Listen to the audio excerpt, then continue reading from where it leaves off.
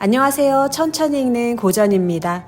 지난 시간에는 도로시가 먼치킨 나라에 도착해 북쪽의 착한 마녀를 만나고 오즈를 찾아 에메랄드시로 가야 한다는 이야기를 들었습니다.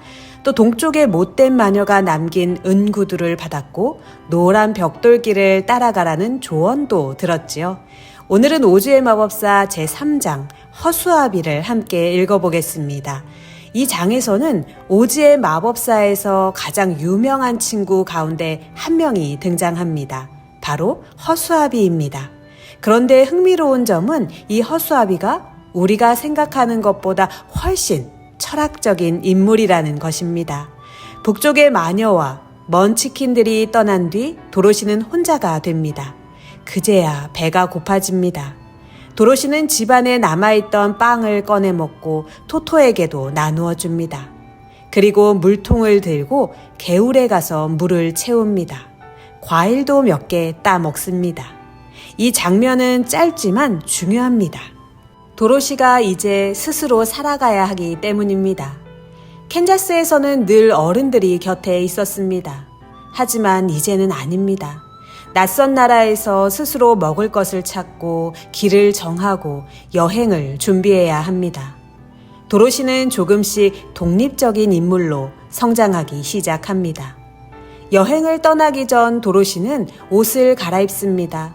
파란색과 흰색 체크무늬 원피스입니다. 깨끗하게 세탁된 옷이었습니다. 그리고 식탁 위에 놓여있던 은구들을 신어봅니다. 놀랍게도 구두는 마치 도로시를 위해 만든 것처럼 꼭 맞습니다. 이 부분도 눈여겨볼 만합니다.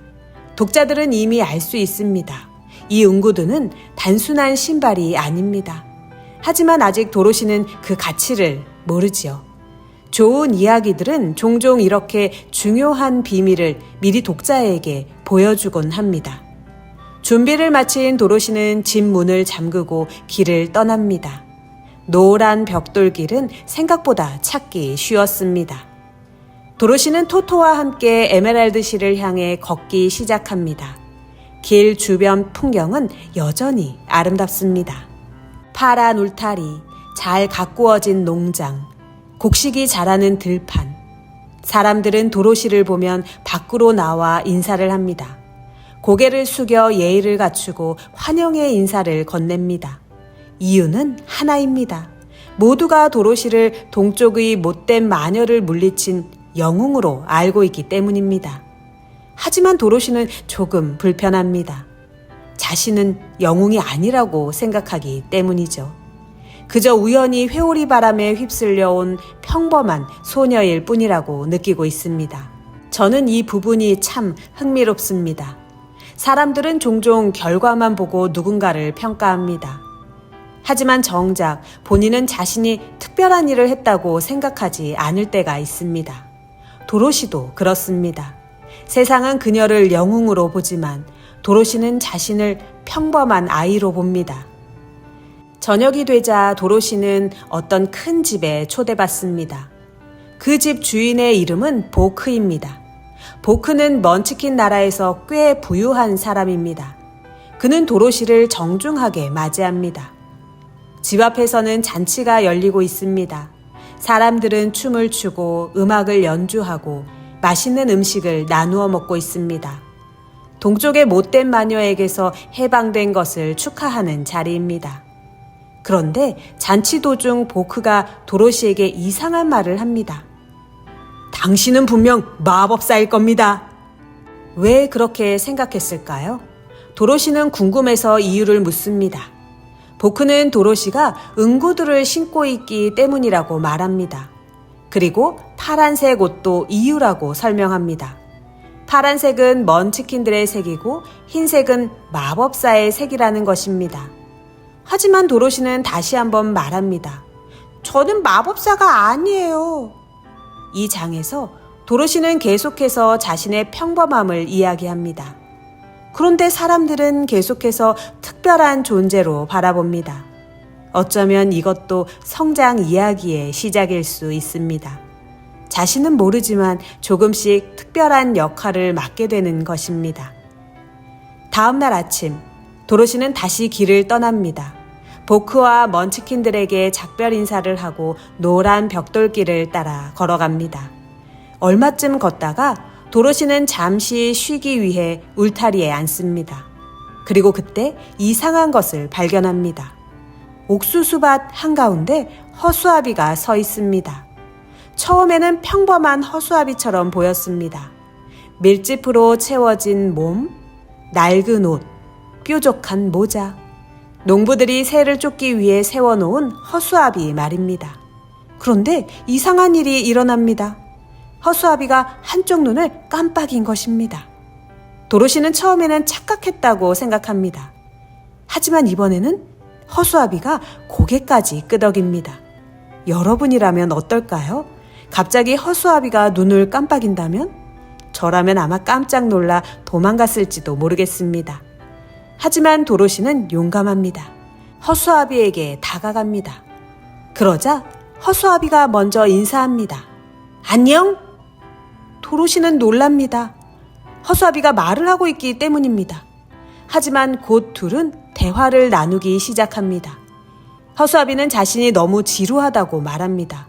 하루 종일 막대기에 매달려 새들을 쫓는 일만 하고 있다는 것입니다.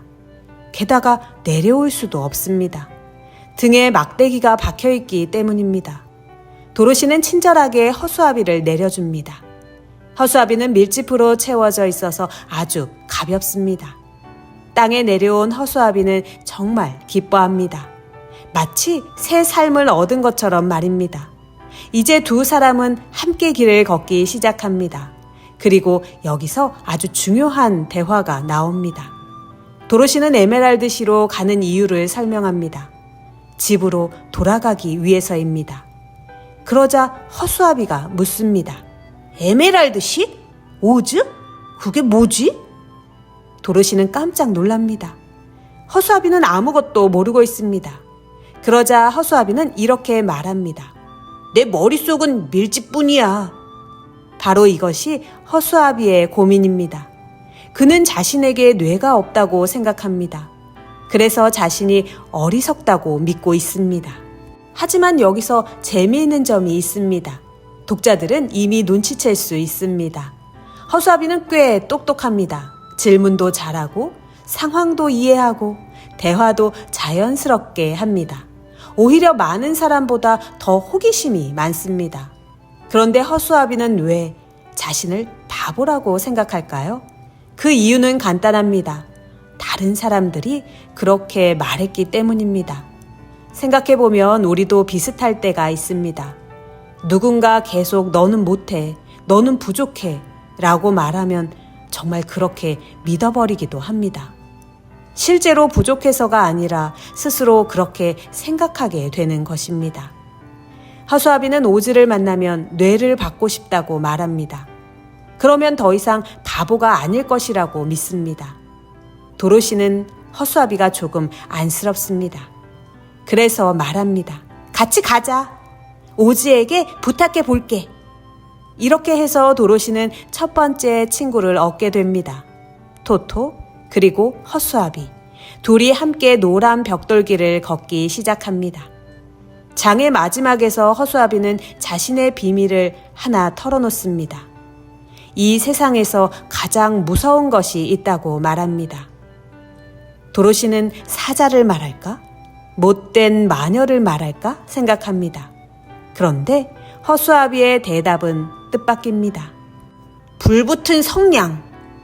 밀짚으로 만들어진 허수아비에게 불은 가장 무서운 존재입니다. 이 말은 단순한 농담처럼 들리지만 사실은 중요한 복선이기도 합니다. 오늘 읽은 3장은 새로운 친구의 등장 장면이었습니다. 허수아비는 뇌가 없다고 믿지만 오히려 누구보다 생각이 많은 존재입니다. 그리고 도로시는 그를 비웃지 않습니다. 부족한 점을 고쳐야 할 문제로만 보지 않고 함께 동행하는 친구로 받아들입니다.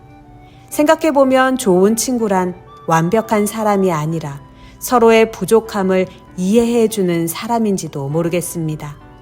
도로시는 집으로 돌아가고 싶고 허수아비는 뇌를 갖고 싶습니다. 각자의 소원이 다르지만 같은 길을 함께 걸을 수 있습니다. 여러분은 어떠신가요? 만약 오즈를 만날 수 있다면 무엇을 부탁하고 싶으신가요? 허수아비처럼 더 많은 지혜일까요? 아니면 도로시처럼 소중한 사람들과 다시 만날 기회일까요? 다음 시간에는 노란 벽돌길을 따라 걷는 두 친구에게 무엇이 기다리고 있을까요? 그럼 4장에서 만나요.